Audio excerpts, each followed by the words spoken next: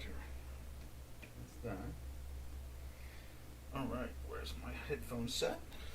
It's in here somewhere. Oh, there it is. All righty. Good morning, good afternoon, and good evening. It's Doc from North America. It's another fun-filled day. And not only that, it's a 3-day weekend for pretty much all us traders. I love that. Except for in currencies. Currencies are an incredible thing. There's no doubt about it. Currencies trade, basically all the time. On the weekends, they get slow, but, there's always markets behind the markets. There's activity. And so, one of the things that we really enjoy is the idea that, there's a liquid market out there on some level somewhere. And what it comes down to is that the currency markets, as much as they... Ooh, let's kill this volume too. Skip. Lower that volume. There we are. And so, whereas everything else is closed in the world right now, the currencies are still functioning. Matter of fact, you can see right there. You can see that's today, live. That is the Swiss. You see the Swiss firm, up at the top end of the range. That range has shifted. There's no doubt about it. The inflation, the war, I bet, I don't know which one to put my finger on, but it's very fascinating. Ooh, I'm seeing questions. You know what? I need to turn on another machine because I'm seeing questions come in, but they're not clear. So I think I have to do a refresh. Let's do a refresh. And then what I'll do is I'll put it on a machine where we can actually see the questions. There's Robin. Hey, Robin. And there's George. Hey, George. And so, one of the fun things about currencies, and not counting the fact that they're in many ways, I see them as the least interfered with in trading. So in other words, there's a lot of products, the stocks and the bonds totally controlled by the quantitative easing. No doubt about it. It is the paramount of information right there alone. The quantitative easing influences the bond market on such an extreme level. Now, in the old traditional, before quantitative easing, in 2008, currencies were always influenced by interest rates and influenced by, as we talked about, even yesterday we talked about it, PPI, Producer Price Index, and the CPI, the Consumer Price Index, looking for inflation, unemployment. That's why these numbers at one time, these fundamental concepts were very, very popular. And they had a great influence on the currencies. And now that we're in the quantitative easing era, they are just background noise. Now, what I mean by that, background noise, what they do is they are looked at, they're taken serious, and then discarded after a few minutes or even seconds. Janos had done, the head analyst for Stochastics, had done a webinar or two on that, and he had some videos out there, and they were very fascinating, and they were, very insightful. How to trade fundamental information in these times. But he just kept on having to repair them because it got worse and worse as the central banks became literally the influencing power to trading currencies. Now, what we find is that the currencies themselves have fallen into this range that is forced by, or I guess you could say they weren't fallen into, are demanded to be in. And when a central bank does not support its currency to stay inside its range, it gets punished somehow or another by the Federal Reserve. And we're not exactly sure how. They never tell us exactly. But we've seen where naughty and nice lists are created. Like, this country is a good country because it supports its currency. And this country is a bad central bank, and it does not support its currency. How do they say it? They say it's manipulating it. Now, the bigger question is, what are they manipulating since we have quantitative easing? That is a fascinating, patchwork of questions and ideas, and it's like magical. It's kind of like Harry Potter. We have no idea.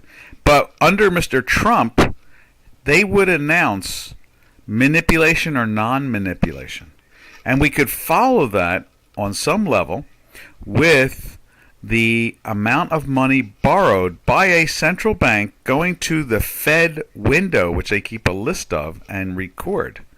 And then we would see, like, Britain borrows $33 billion for 2 weeks. And we go, wow, now don't they print as much money as they want? We believe that's what they call the manipulation. And that's what we're thinking that is all about. In other words, they kind of hide what the manipulation is. They don't really tell us, but they can tell. They do now. Ever since Mr. Trump is gone, we hear nothing again. They hide that information again. Mr. Mnuchin would come out every quarter, which was our the Secretary of Treasurer here in the United States, which is our finance minister, and he would announce who is and who is not. And that's how I learned from it. And we would hear little excerpts. In other words, they say a little this, about that, but we wouldn't really, nothing was clarified. So then what I did is I dug into the Fed borrowing at the window itself, where they publish that. And, when they're following M2 and M3 and M1 and all that other stuff, all the nuts and bolts, of the central bank. And so I got a picture of it, and then we developed trading ranges, and we noticed that the trading ranges survived year after year and so forth. And now you can see right here, this is the Swiss, and we're going to tighten this up so you can see it a little bit more.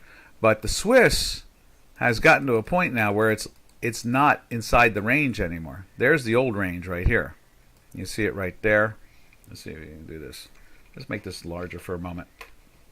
We'll cover over J4X for a second. You can see here, this is the this was the old range, and now it seems like the range has been lifted by a 50 percentile. And so there we put this in of recent, and what that is this is a Fibonacci of the distance between here and there. Here and there, the green line, the 50 percentile there, up to the 100%. And now we take that and put it on top of it. We made it a different color, and you can see there how it plays with it. And then when we go and widen that out again, you can see how it reacts. Now, a lot of you probably say, why does it follow the Fibonacci so closely compared to forever? It did not. I mean, you have R.N. Elliott and you have W.D. Gann, and they brought these concepts into the marketplace at the turn of the last century, going into 1910 and 20 and 30 and things like that. What we find is that the fundamentals now written down in textbooks are being used on the trading desks at the central banks themselves. So they're using the fundamentals to decide how to keep it in its range. So in other words, they see it goes to here, they know money is looking for it to top out there. They use the Fibonacci, they use the moving averages, they're using the stochastics. As we take a sip of our power drink this morning, not tea. So that makes it, that's the mechanics of it all. And I thought, since it's a Good Friday, and the world is not really trading, minus, of course, the currencies. They are trading, and they are live. We'll do the same as we always do. We'll look at that, the currencies. But what we'll do is we'll talk about the technical analysis more and the concept of the trading. And that's why we have the Chicago Quant Technologies, our chart, my proprietary mathematics, Robin and I's work.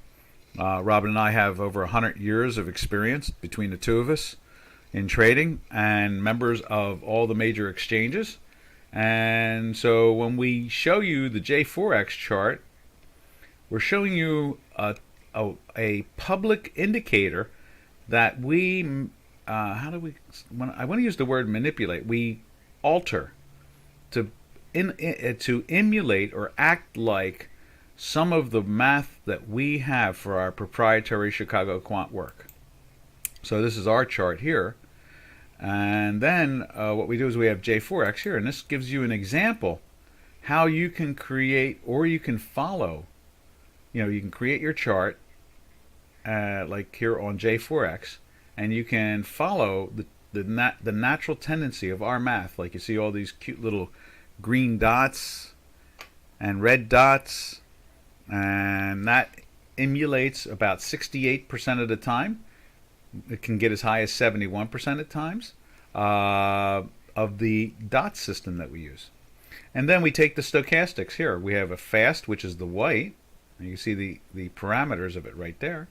And you can see we have the slow, the dashed lines, and we call the dashed lines the three-dimensional zero line, because that's where we watch how our white line goes through the zero line. We throw a little line in there just to remind you that it went into a buy, because it's in a green dot, and at the same time it's above the zero line.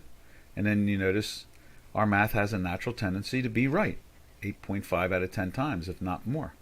And so in other words, if it says it's going to go up, chances are it's going up. Now, how long it's going up is literally reconfirmed every day. And and so it's not like, oh, it's in a buy now, go look for the next 3 weeks. We have no idea. In a case here where you look down at the bottom, you see the weekly buy signal. It goes into the buy down in here, runs up, falls back down basically to where it went in the buy, runs back up again. Then it goes into a sell right here, lasts for a whole week, and then we get back into the buy again. Sometimes it can go on for just a week. Sometimes it can go on for 7 weeks. One right there went on for, there's 6 weeks. That's 6 weeks or 7 weeks. That's 7 weeks. There's one that goes on for 4 weeks. There's one that goes on for 8 weeks, or 7 weeks. I'm sorry, 7 weeks there. You can see sometimes they trend longer. There's one that goes on for, well, let's see, that went into the weekly sell right here. So that's 1, 2, 3, 4, 5, 6, 7, 8, 9 weeks right there alone. 9, 10. Went 10 weeks before it jumped into the buy. So you can never really tell because it's a dynamic system. All we can tell you is if it gives you a signal that it's going up, odds are it's going up. Very heavy odds. Very heavily odds. If it says it's going down, it's more than likely it's going to go down. And when you're fighting something that goes down 9 times out of 10, or vice versa, it goes up 9 times out of 10, you want to be on the trend. As they always used to say on the trading floor, the trend is your friend. So today, a very light Friday. It's a blessed weekend. All the major religions are celebrating peace on earth and so forth. And so, what we're trying to do here today is make it a light Friday. And we're going to look a lot at the Chicago Quant Technologies charts and try to dig into more and then show you how to read the J4X again right here and help up and from using a very, very, very, very, very accurate system, show you how you can take a simple public system and emulate it on a certain level there. It'll have a correlation, like I said, is this J4X correlates 70% of the time with our work. That's not bad, especially when you got to figure that ours is almost right 9 out of 10 times, and you're correlating 7 times out of 10. You're right there. And you tune into the webinar every day, and you'll be even, it compensates by being able to see both Chicago Quant and the J4X. It gives you that primer, like they call in mathematics, where it's a key. It shows you the accuracy and consistency. And we always try to remind traders, we don't trade to trade, we trade to make money. That's the objective here. All right, so there we go. That's the Swiss there. And if anybody wants to see any product, I don't care if it's Aussie and yen or, yen and British pound or whatever, we'll put it up there and you can see it. So don't feel cut out because we're only looking at the majors or the more popular ones. We're very happy to look at anything and everything. And we look at the commodities. We look at gold and silver and copper, and we look at oil and natural gas. We're very comfortable with all assets. All right. From there, we're going to jump over to the euro. See what the euro is doing. You see there, it's banging against the bottom end of that established range of the last couple of years and just refusing. You can see there, it just refuses to walk away. And we have been in a sell, as you can see right there, all the way back into, what is that, the mid or early, no, it was early February, the week of the second week of February. It went into the weekly sell, and it's done its best to zigzag along. And we remind people that traders here that pretty much the markets never go perfectly in a straight line, but what they do is they kind of zigzag their way around. And you can see it right there on J4X. Whoop, what did I blow up there? There we go. It's in there somewhere. There we go. As you can see there, the white line has jumped across. It hasn't done it yet on Chicago Quant. You can see that there.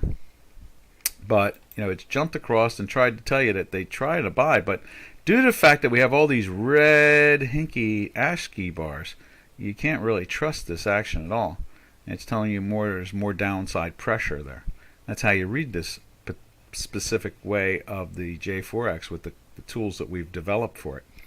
And at the same time, you can see here on Chicago Quant, it's just banging along. It's playing with the bottom end of the range, which it's been doing for a couple of years. And the daily and the weekly, this is the weekly down at the bottom, is just constantly showing us that they just don't have the buyers at the moment. That could be because of Ukraine. There's a lot of dates coming up, just like holidays. We have May 9th in Russia coming up. We have this 8-mile long convoy that everybody talks about. What happens to that when it hits the border? There's just a lot of different things. And you can see yesterday the Ukraine sank the flagship of the Russian Navy in the Black Sea, the Moscow. And so there's all kinds of background noise influencing our marketplace constantly over and over again. That's normal. That's not abnormal, but it's very rare to be able to say that there's a war in Central Europe going on right now. That's unique in its own right. The largest European country is being attacked by the Russian Federation. And it's a very strange event going on. And so you would think gold would be at 5,000. It always surprises me when all those old cliches and concepts about gold and silver being like the last resort. At the same time, you would think Bitcoin would be at 120,000 right now instead of like 41,000. It does surprise you on many different ways. Maybe that's the free market. Maybe that's the central banks. It is what it is, and what we do is we learn how to trade around it. That's what we do. We just trade around it and take our money and go. Take your profit and go. Take your profit and go over and over again. Don't be looking for that sixer if you're a big cricket fan. Don't look for the home run if you're a baseball fan. Don't look for that Hail Mary pass touchdown if you're an American football fan. Don't look for that 1-0 win if you're a soccer fan. It's just, that is what it comes down to. All right. Now, from the cable, we'll take from the euro, we'll go take a peek at the cable. And there's the cable right there.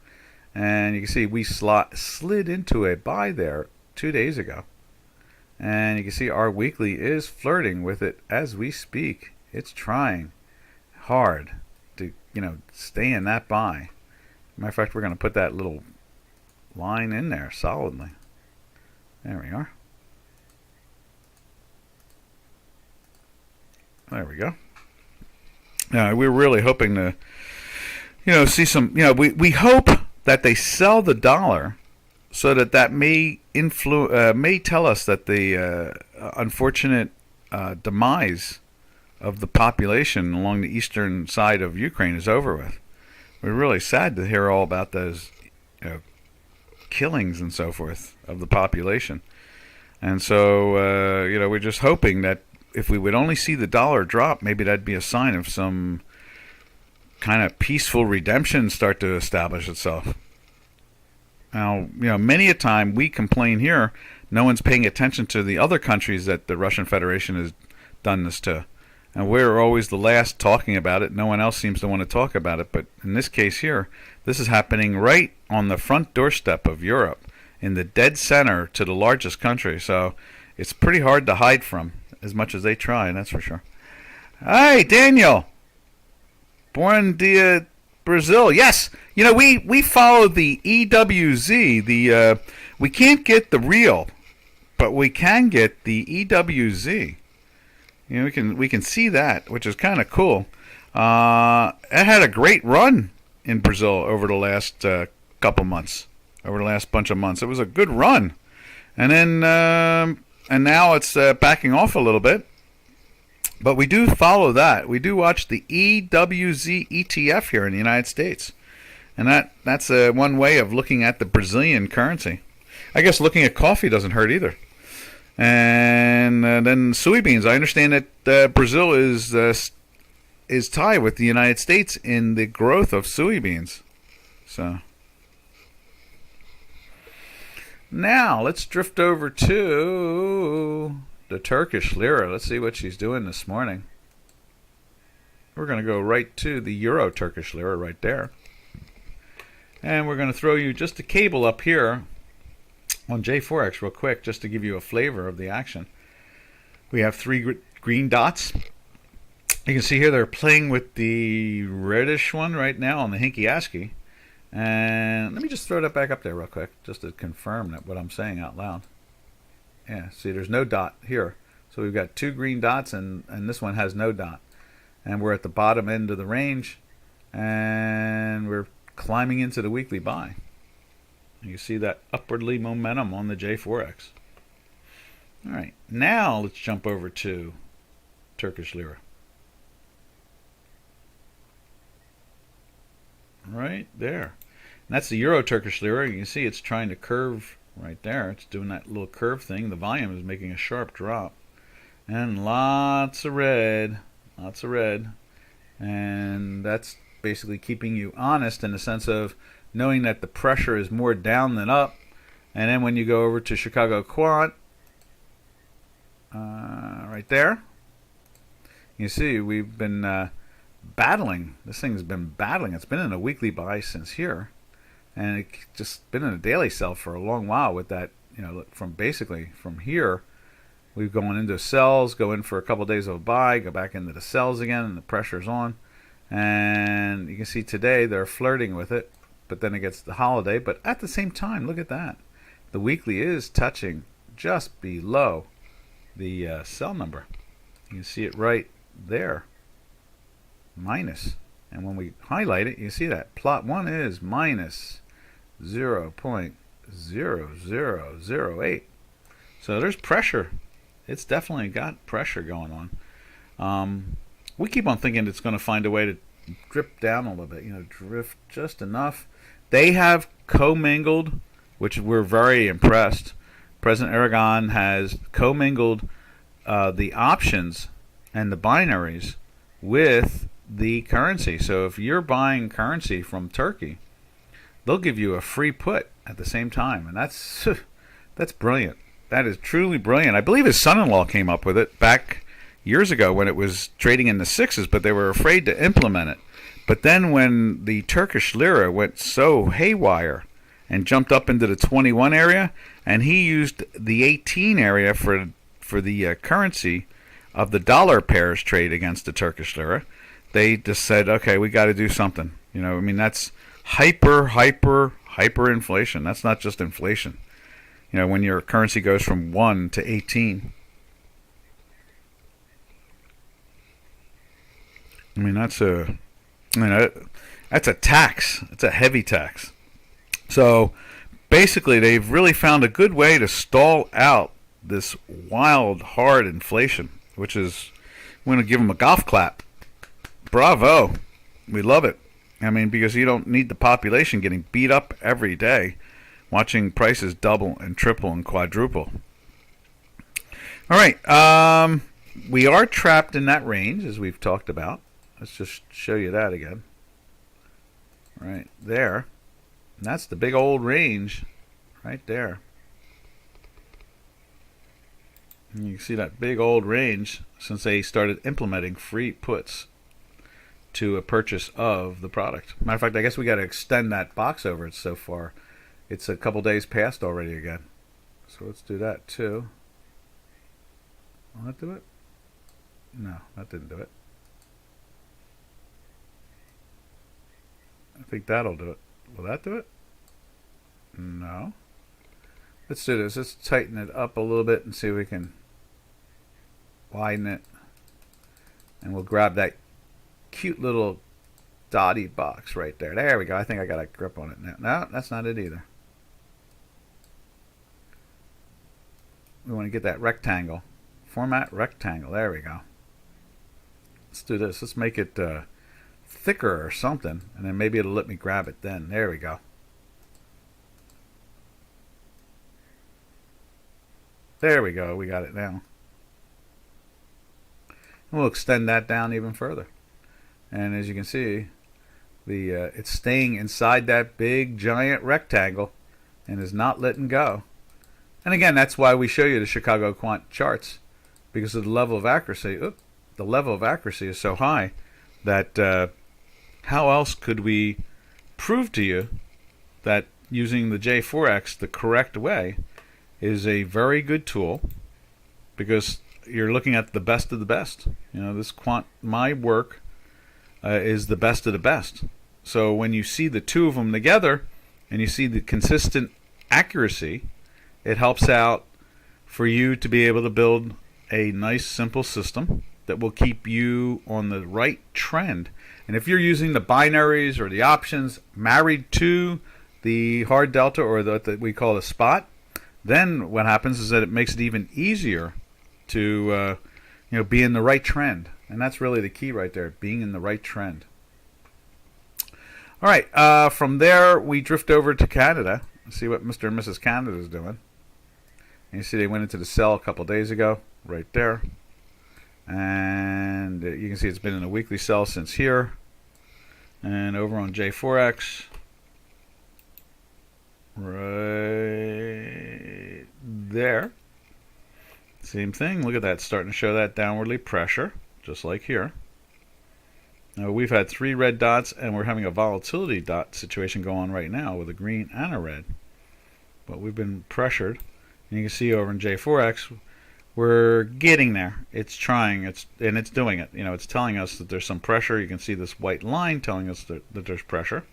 And you can see, you know, going from the green to the red, that there's pressure. And again, traders, that's the whole key to it all.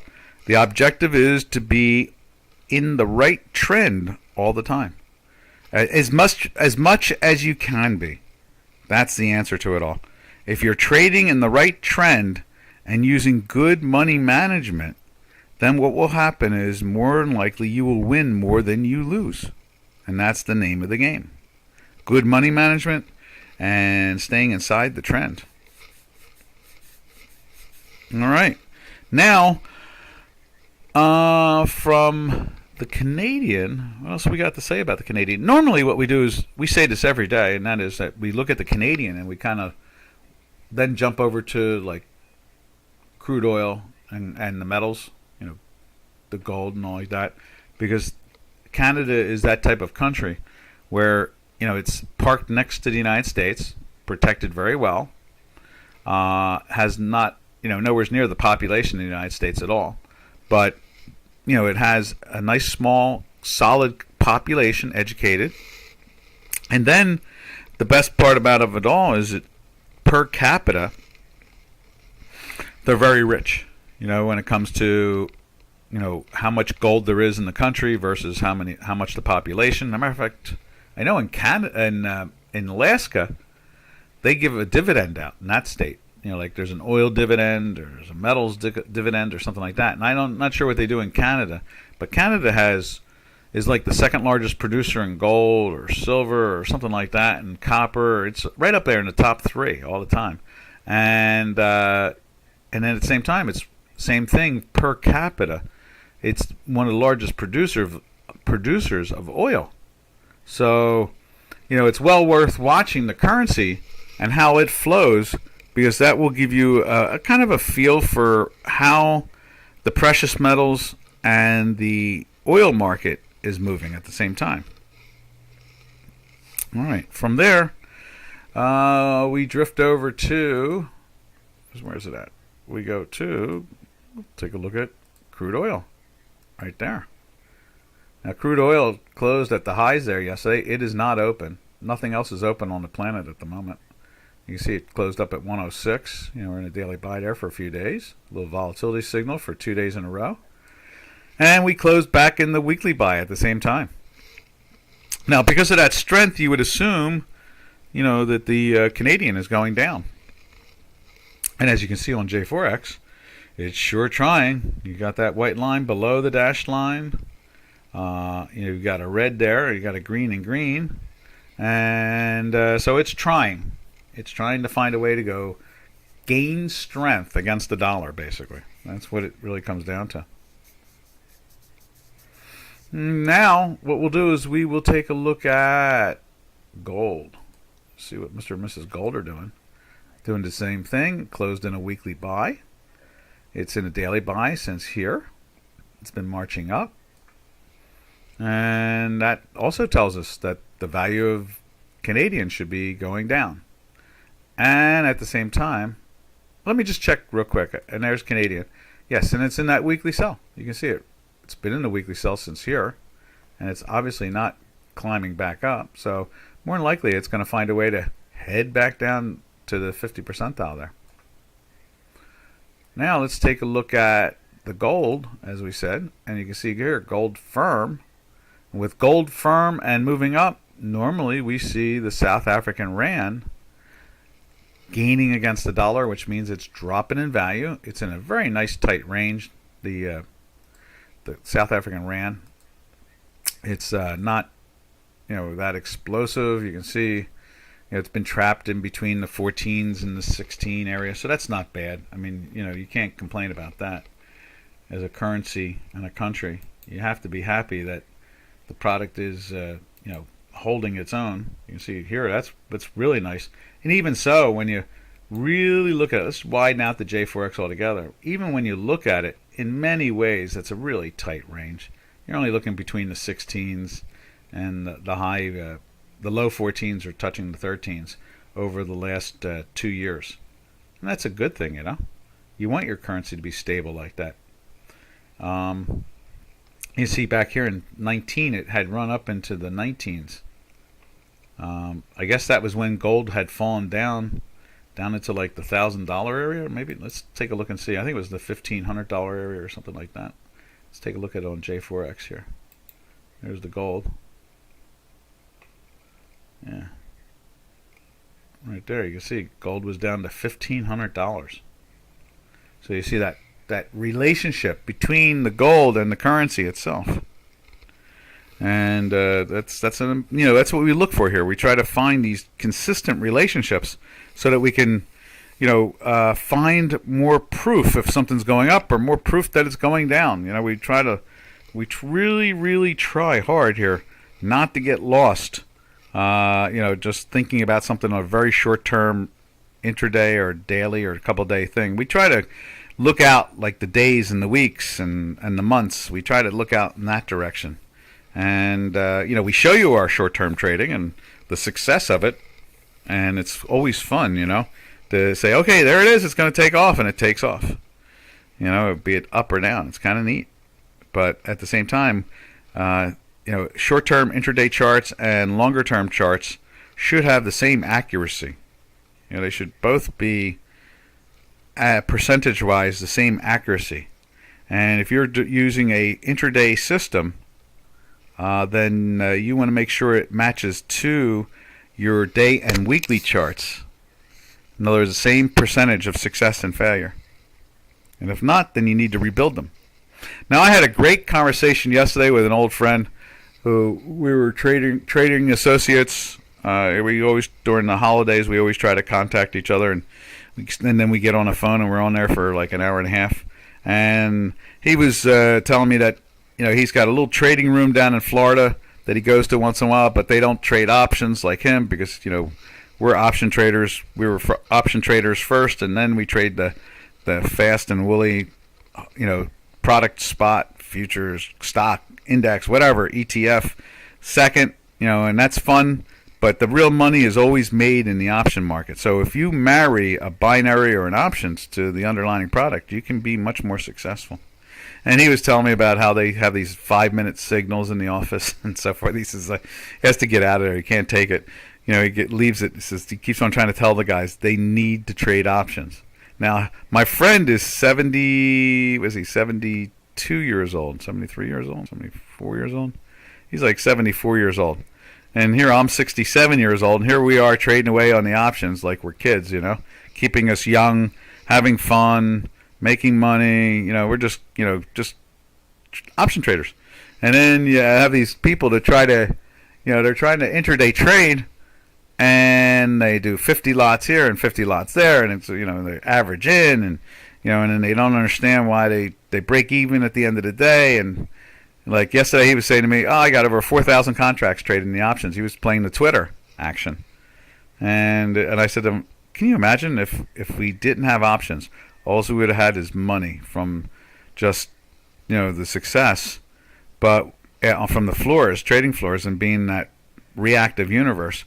But we'd be growing old, not using our minds anymore. Because he told me there's a story about Jesse, and this is a Friday, and this is a holiday, so I'm going to drift a little bit in here. But he says that there's this Jesse Livermore, the famous trader that lost it and made it and committed suicide and all that other stuff. He had letters about the market, and he wrote about them, but they were, what do you call it when you have to pay for them? I guess they were, they had some type of limit, not letting you had to buy them basically. So they were just released over the last 3 years, and he was telling me that it was like being back on the floor reading all the stories he wrote. Jesse Livermore. He says, I couldn't believe it. He says, you're going to love it. He's going to send it to me in hard copy when he's done with it. And he said, oh my God, you'll just be like, it'll be like memory after memory, all the stupid things we would do, putting tails on people, and drinking and partying and trading and doing crazy stuff. It was so. When we finally do get our hands on that in the next few months, we will bring it up here on the webinar.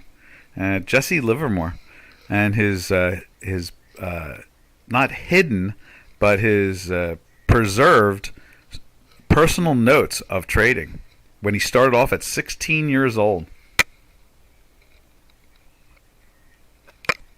And that should be fun. All right, so here we are. Here's the South African Rand. It's kind of flat today. Made a little pop up there. We're still in that long weekly sell. So maybe gold is going to keep on dropping even more. You can see it right there. It's still in that sell. And let's put it up over here. There it is right there. And so maybe, they're showing two greens right there. And we got two greens right there. But, ooh, you can see that little red dot hidden behind it. And it's right over. It's lifted up. And again, perfect example of how to read the J4X.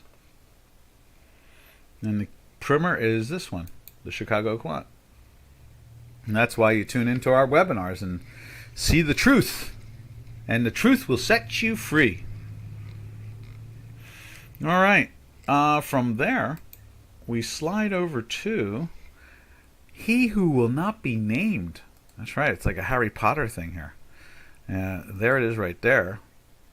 He Who Will Not Be Named. Look at that. It's going into a sell again. And this currency here is backed now by gold and oil. I can't wait to see the arbitrage on that one.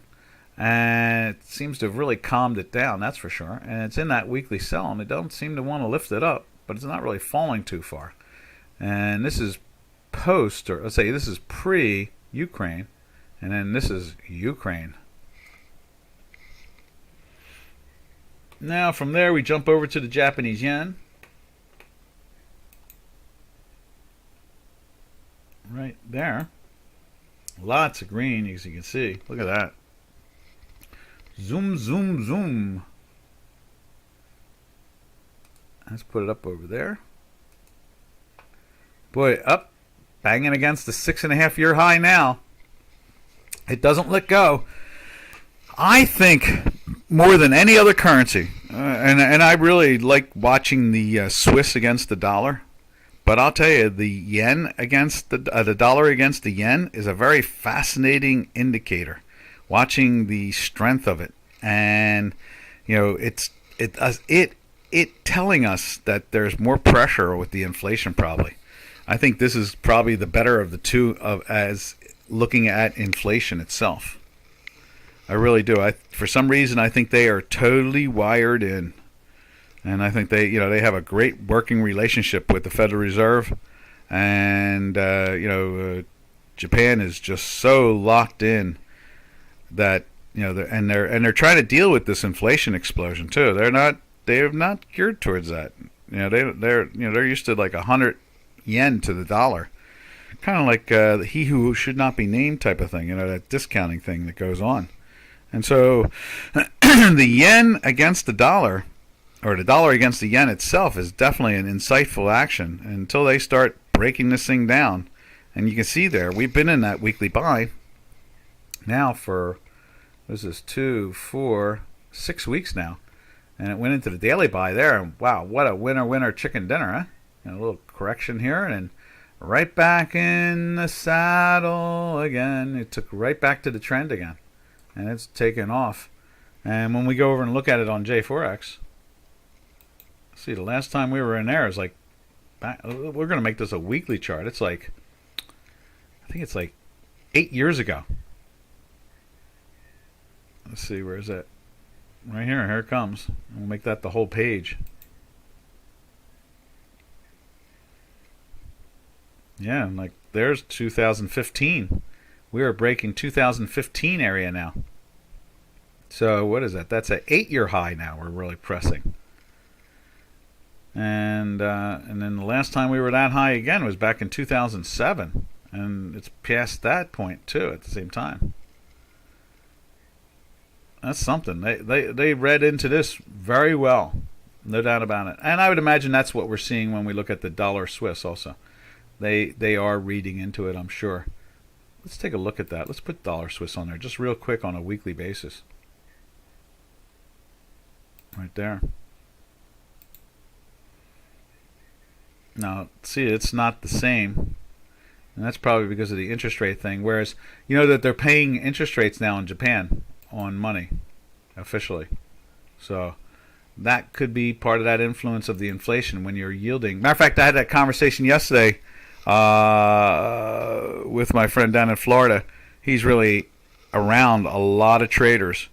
And, and him being one of the top people on Wall Street for decades, they gravitate towards them, like white on rice. And he was saying that he was really surprised about the volatility, the premium volatility in the options on TLT, like the bonds versus S&Ps. And the equity stocks are getting more action, which is really hard to believe. And I said to him, there's a good chance that why would a bond guy want to buy bonds when inflation's at 8.5%? And then at the same time, the yield is only like 2 3/4 to 3. So I said, there's a 5.5% discount, if not more, right there. So why put money into the bonds? And that's why the volatility is different, much different compared to the S&P volatility, because you can buy the stocks, take in 2.5% on the dividend, like you're buying the bond. Throw collars on. These are option collars, and what a collar is that, let's say you bought a stock at $50 and it's paying a dividend of 2.5%, and you go and you sell, say, the 52 call with the stock at 50, and go buy the 47.5 put with the money for free. So you can sell the call, take that premium, and buy a put. Now, it doesn't matter if the stock falls to $10, you're still going to have your $50 and the dividend. And he was like, oh, you're right. That's what's going on. I said, yep, that's what's going on, because bond guys can't do that. because it's their inflation is killing them. So on a stock, if you're getting 2.5% dividend and you're freezing the risk at the same time of the underlying asset, in other words, you're making sure your asset doesn't disappear, well then why would you do it in the bonds? There's no reason for it. And so sure enough, it's he said, "Oh, now it makes sense to me." So yeah, Ron, now it makes sense. You could have thought that up because I didn't even think about the collars. I said, of course.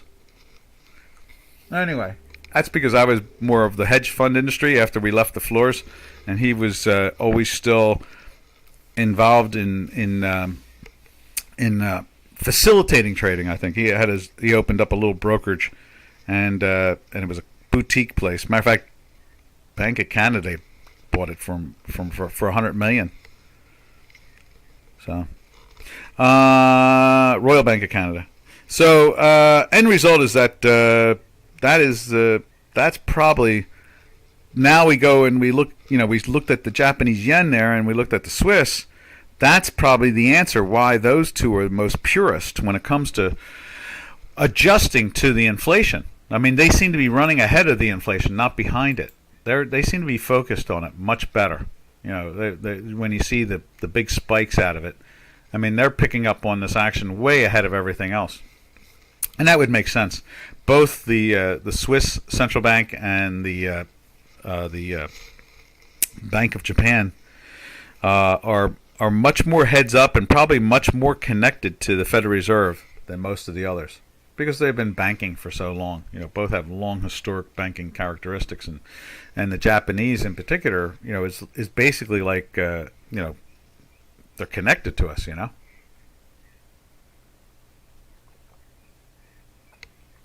So that's that. Now let's jump over to last but not least on the North American continent. We'll take a look at the Mexican peso right there, and you can see it's bouncing along the channel itself right there,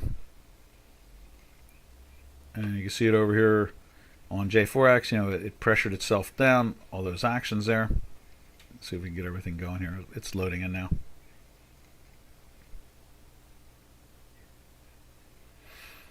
Right there. Ooh, right there. And you can see here the yen has been bouncing in the range right there. And you can see it's jumped into a daily buy for the last 2 days. But we're still in that weekly sell. The pressure's there. So I guess they're going to hesitate along the range there. And then whatever pushes it to move away from that will be what pushes it, that type of thing. Let's see. What else can we say about that? I guess no one has any particular currency pair they want to see. I hope we gave you some good insight for this holiday. And again, we try to show you why we use our Chicago Quant Technologies charts, and that is to show you that it makes the J4X much better right there, because we have a tool on J4X that you can use that tries to emulate. There's those two greens right there. There's those two greens right there. It's through the zero line right there and through the zero line right there. So that's the answer to it all, is when you have a primer like Chicago Quant, you can build other products on other platforms. Not as great as ours, but I mean, at least it can be something that will keep you honest, keep you inside the trend. And the trend is your friend. So I guess that's about it, traders. We will catch you later. This is Doc from North America saying have a healthy and happy holiday weekend. And we will be here on Monday morning.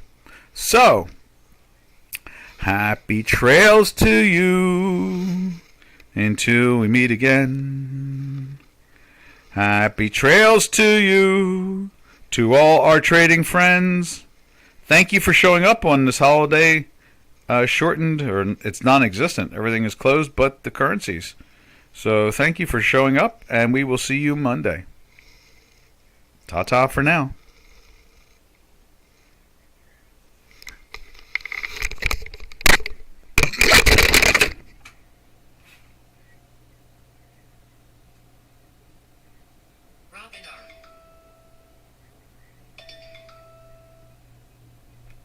Hey, hey, hey! How you doing?